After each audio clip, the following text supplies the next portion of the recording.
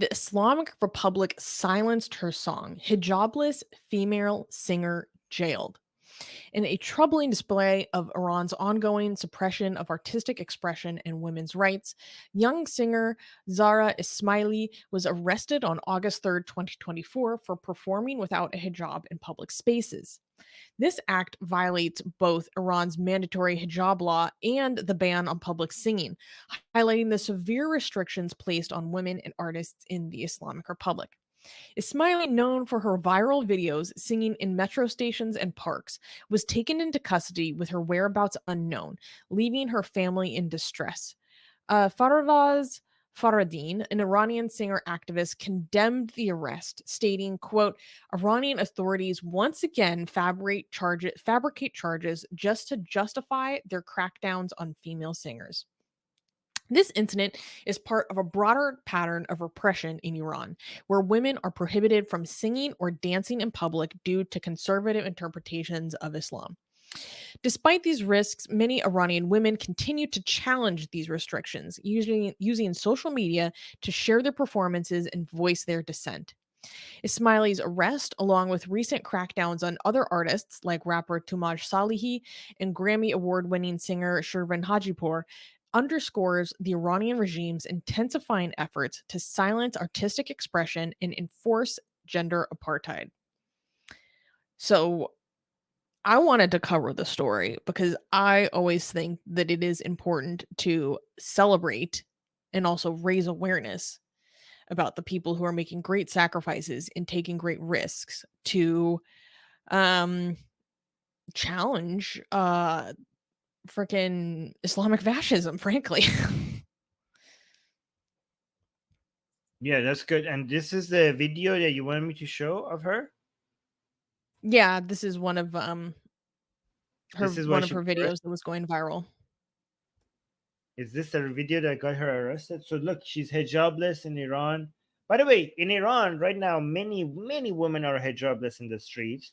And the reason why they're not getting arrested is because there's just too many of them, right?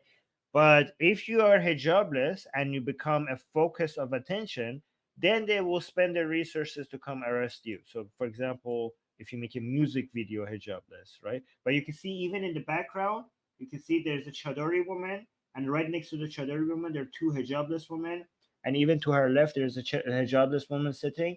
All of that is illegal, but none of them are getting arrested because there's just too much. Like, people are just openly violating the law, knowing that there's not enough resources to be for them to be arrested. But they arrested her because she just got a little attention with her music video. So let's listen to this.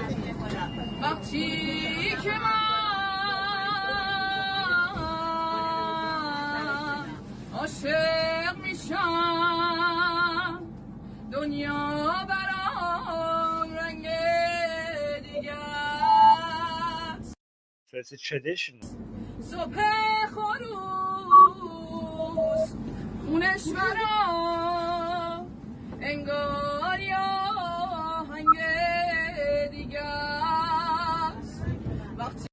So it's not a music video. It's just like an amateur recording of her in the subway.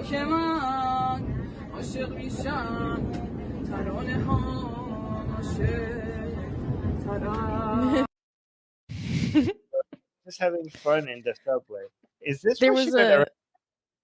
there was another video of her singing without a hijab, Amy Winehouse, like literally in a public square.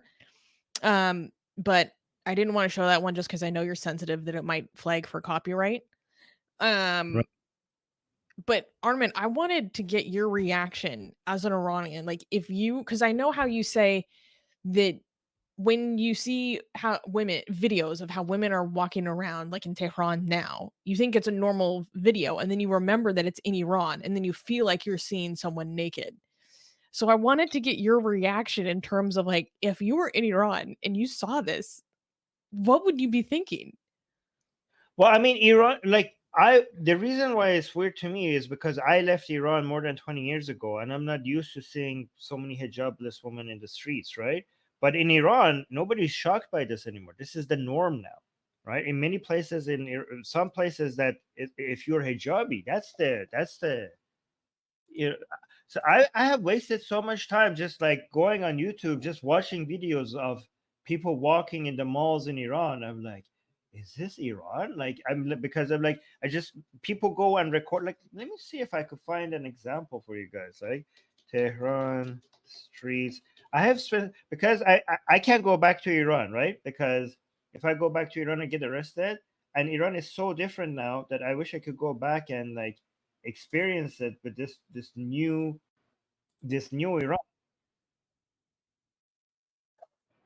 Let me actually show you what's this is the like these are the types of video I just look at just average normal looking videos that nobody like many people might not find interesting like this. Share this tab instead, right? I just watch these videos and like ah,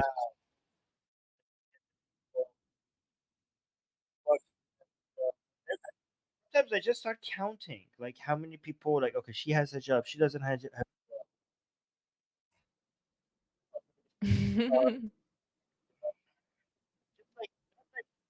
Your audio's cutting out right now. I can't hear you. It's weird. okay here let me just not even special places. I don't even look at special places. I look at like average places, like just like in the corner of the street, right? So I like okay all of these are wearing hijab, this guy is playing a guitar. Like this would be shut down. Like when I was back in Iran somebody would have shut this guy down by now, like just playing guitar is haram, right? So I just try to see oh this cat, this boy is playing with the cat. I just go through these videos. This is a hobby. I can't go back to Iran, but oh, like look at this woman. You see, so this is so casually. Look at this, like nothing happening, right? So all of these women are wearing hijab, but then look at this.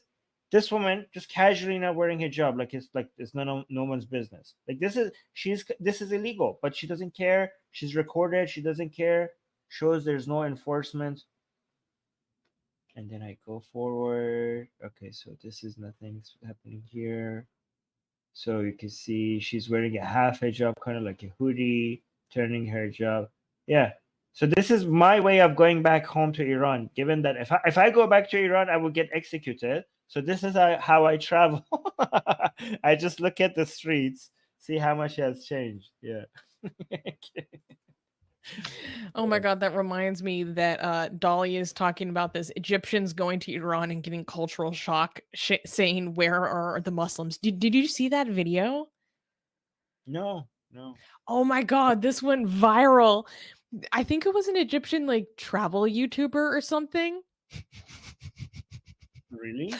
But he went to Iran and he was like legitimately freaking out over how people were acting and the lack of visible Muslimness. He was like having a mental breakdown, being like, "Where are the Muslims?" Oh Look, my god. so this is Iran as well. This is like a bazaar. Oh, an outside mall. Oh, this is the outside of a mall. You saw the girls at the beginning. They were wearing no hijab. Mm. Okay, so see, some girls are like this. They have their hijab. Oh, look, two women with that hijab. But you saw that girl. That's like a common tactic. You have the hijab. You have a backup hijab. So it's like you will just if somebody says something to you, you would just bring it up. But it's just like a kind of like a shawl, Oh no my hijab. god, wait, no, Dolly reminded me the most important detail that Egyptian YouTuber guy, he was freaking out because he went during Ramadan and people were not fasting. They were eating and going to cafes in public. It's like, are these people not Muslim? Like, no, You see, girl. no, they're not.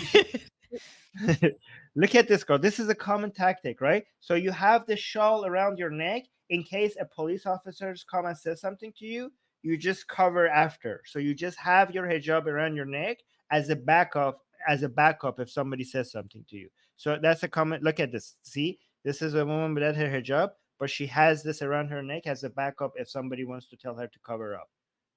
If somebody annoys her and tells her to cover up, it's like so. Look at see you see another woman with that hijab. Still, they have the hijab around their neck in case somebody says something to them. That's a common tactic. Look at another one. Look at this. This woman. This one is covering up, but she has it around her neck. Common tactic in case a police officer says something. Yes. It's like a shawl now. They turned it into a shawl. You guys telling you these details, or is that too much detail? Let me know in the live chat. Like if you want me to tell you these little information about what's happening there. Like, is that interesting or not? Yeah. Anyways.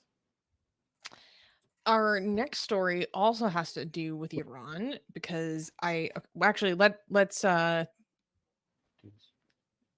don't know if I want to clap. This is probably the most sad one this week. Super chat. We have 2 super chats. Oh, we got a super chat. Sorry. Oh, Kenny is asking, what was she singing? Okay, so I have to admit something. When somebody goes traditional, I have a hard time understanding what's going on. When she goes like, when somebody like just stretches the words, like somebody has to come and try. Like I don't know. I don't know. Let me see. Let me try to turn. Oh, I understand this. Should I translate? I can understand this. Should I translate? Yeah. Okay. Yeah.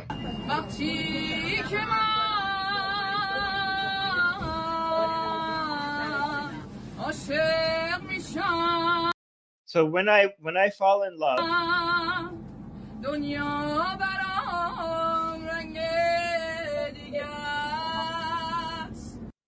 the world changes color for me. So when I fall in love, the world changes color for me.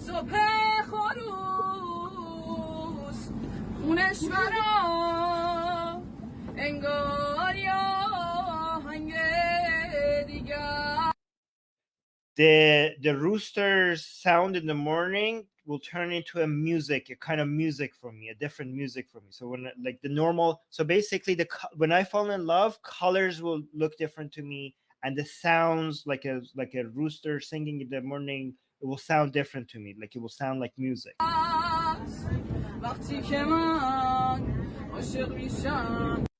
When I fall in love.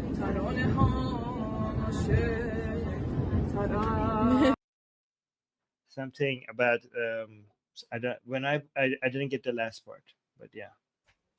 I'm telling you guys, Persian love songs hit different. Yeah. Persian love songs really hit different. Oh my gosh. Also, Persian songs about heartbreak. Guys, if you're going through a breakup, go listen to some old school Persian songs and you'll just be hugging yourself in your pillow, freaking weeping. Like, my heart will never be the same. When you left me, my world split in two. My heart shattered. I have never been so alone. Yes. It's very, very like romantic, expressive and they use like a lot of imagery to show how significant the emotions are, right? A lot of appeal to nature to try to express how significant your feelings are. Yes. Armin shared some of these, and you're just like, wow, me, you made. I don't. All right. But yeah, it's very, very deeply poetic. Lost Goth is asking, what is your favorite Persian song, Susie? My favorite Persian song is definitely I don't know if I can pronounce it right. Duto Cheshme Siyal Dari. Which is by Feridun Farugi. It's an amazing, amazing, amazing song. Omran is saying I'm a good translator. Thank you so much. I appreciate that. Yeah. Anyway, we should. Dutau Cheshme. I have a hard time saying that word. Siyal Dari, which I can't talk. Roughly translate to "You have two black eyes," but is legitimately one of the most beautiful songs ever. Anyways, we should do another super chat. We have another super chat, and then go to the next story. Can you? Yeah. I don't know. I love this song so much. Another super chat is saying hijab law is a metaphysical substrate of nihilism. Ah. Okay. Of course. I like this guy. I like this guy. Yeah, this guy. See the metaphysical lobster. You could see this is a perfect. I love this. I love. This is great. Yeah, I like it. I like the lobster. I like the username. I like how he knows how to sound like Jordan Peterson. It's fantastic. Okay. Oh, Dolly saying your Persian is so cute. Do you know who makes the most amazing, gorgeous, and other adjectives that I can't use here on YouTube, blasphemous art ever? We do! And for some reason, we are giving it away for free. Download them now using the link in the description before we change our mind.